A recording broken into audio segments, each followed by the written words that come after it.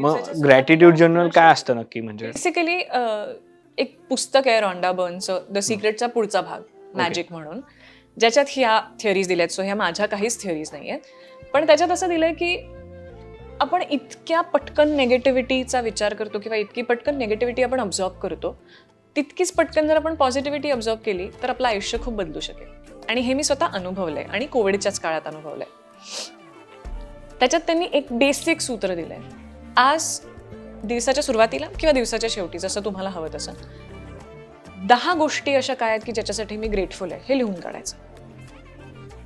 असं जर आपण रोज करत असलो तर इमॅजिन आपल्याकडे किती गोष्टी आहेत टू बी ग्रेटफुल फॉर आणि आपण ज्याच्याकडे लक्ष देत नाही. त्याचा काय इम्पॅक्ट झाला तुझ्या आयुष्यावर? तुमचं ब्रेन रिवायर होतं. तुम्ही नेगेटिव्ह विचार नाही फार करत, तुम्ही कुरकुर नाही करत.